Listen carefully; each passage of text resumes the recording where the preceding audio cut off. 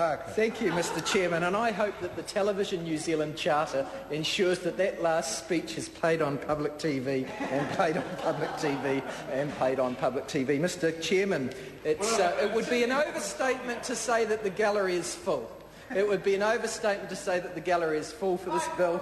But I'm sure that the former old boys of Christ College and others are fairly represented in the gallery as we have this momentous occasion as the committee stage of the Christ College Canterbury Amendment Bill. And indeed, at one stage I saw Rod Oram up there, one of New Zealand's most notable financial journalists, was there to just a second. I thought, well, I didn't know he went to Christ College. I knew he had the accent, but then I thought to myself, he's still there, Mr. Oram is not there.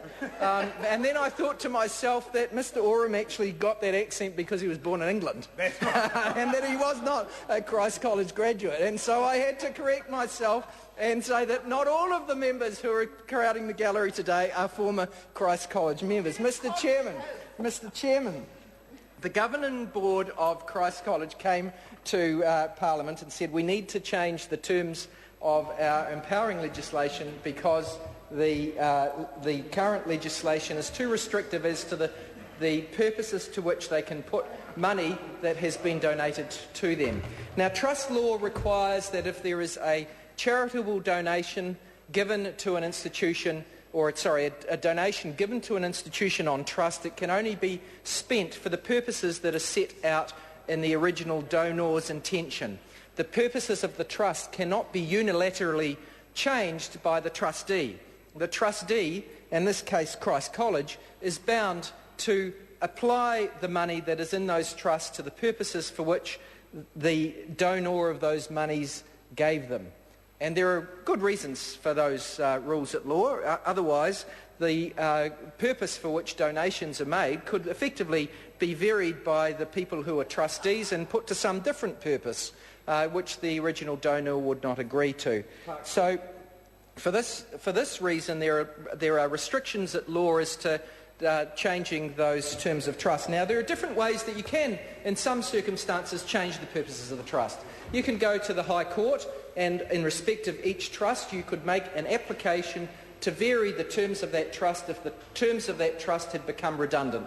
And there are provisions in the Trustee Act that enable an application to be made in respect of an individual trust so that the purposes for which that money can be put can be varied because the original purposes have become impractical. And by impractical, that doesn't mean just that the trustees change their mind and thinks that there is a better way that that money could be applied to, because that's not a legitimate ground. It has to be that the original ground has become impossible, effectively, to carry out in accordance with the donor's wishes because of some change of events in the meantime. Now, that's what is the background to this bill, because the Christ College, which is a venerable and old institution, has had many donations over the years from some of its well-to-do former pupils who have wanted to put something back into the community via their donation to the school for a particular purpose, but that purpose has been frustrated as a consequence of some change in the intervening period. Now, we had examples of that. One of the examples that we were given at Select Committee was a donation that was for the benefit of children of former servicemen in World War I. There's not many servicemen from World War I alive, and indeed none, I don't think, in New Zealand now. There's certainly no Gallipoli veterans left alive in New Zealand. I don't know there's even one serviceman left from World War I. It may be that before the last of them passed on from this world, that they left progeny who are still not of school age, but if there are many of them, that's not a very big class of beneficiaries these days, the children of World War I veterans. And so the Christ College trustees quite understandably say, look, we need to vary the terms of that particular trust. I think from memory there are some tens of thousands, it may have even been over $100,000 now sitting by way of accumulated interest plus the original trust fund available to be put to some purpose, but the school feels that they cannot meet the terms of that trust, and there's a need to vary it so that that money can be put to some other good purpose for the school. One of the things that we had to check as Mr. Chairman, one of the things that Mr. Chairman. Honourable David Parker. Thank you, Mr. Chairman. One of the things that we had to check on Select Committee, and I served on that Select Committee along with members of the National Party and other members of the Labour Party. One of the things that we had to check was whether the range of new purposes to which these funds could be applied was too wide, and that arose from some of the terms of arose from our consideration, which involved consideration of the existing trust terms. And I know that this was a matter that was of concern to Jackie Dean as well as myself and Grant Robertson and others on the committee.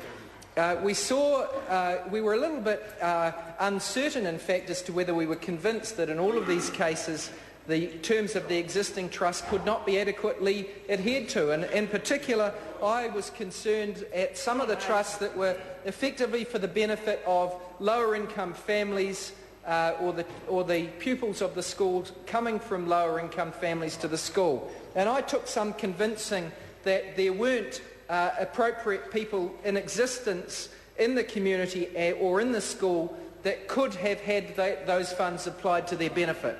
I do not accept that in some of those trust situations there were not appropriately people within the class of potential beneficiaries on whom the monies in the trust could be properly and legally applied if the Christ College people wanted to do so. And so for that reason the Select Committee has sought and asked questions of the representatives of Christ College as to whether that might be the case. They conceded that that might be the case in some cases, and they also agreed to a provision in the legislation being inserted to make it clear that if there was, before they could change the way in which this money was spent, they had to be. Oh, and Nikki Kay was also on the Select Committee taking particular attention to this, and I'm sorry to the members of the extensive Christ College former community in the gallery that I forgot to mention Nikki Kay, because that, of course, I'm sorry about that. So, but in any event, we decided that it was to be made clear that the terms of trust could not be varied unless there was a need to vary them, and where there was a need to vary the purposes of the trust, the purposes for which the money could be applied, that the new purpose had to be as close as possible to the old purpose, so that whilst it might be true that there are not many children of World War I veterans around, there are no doubt relatives of people who have served in the armed forces who are in the Christchurch area, and they could be the beneficiary of some of the monies of that particular trust, and similarly in respect of some of the sporting prizes that are no doubt that are now redundant because those codes are no longer popular. There are now new sporting codes that have become popular in the intervening period, and the monies could still be applied to support of a sporting code. So, Mr. Chairman, I think that is the essence of what the preamble attempts to achieve when it says that over time some of the purposes have become redundant, uncertain as their application, impractical to implement, or the income from the property is derived from the property is inadequate or in excess of the amount necessary for those purposes. Now, in respect of the amount being in excess of that necessary for that purpose, I would be very surprised if they can suggest that the money that was intended to be applied to people that were not of great means, I don't think that is in excess of the amount that can be applied to that purpose, and I would hope that those that are in authority at Christ College will see that if they have that sort of purpose, then they might need to change the class of people they're looking at applying it to slightly, so that they don't necessarily have to be the child of an old boy, but they could be another impecunious person, but nonetheless the money could be used for effectively helping people from lower income groups, rather than being applied to some building project or being applied to some sporting project. Mr. Chairman, those are my initial contributions on this bill, and I'm sure that my colleagues will want to make some other more will want to make some other more erudite comments for the edification of the many old boys in the gallery. Thank you.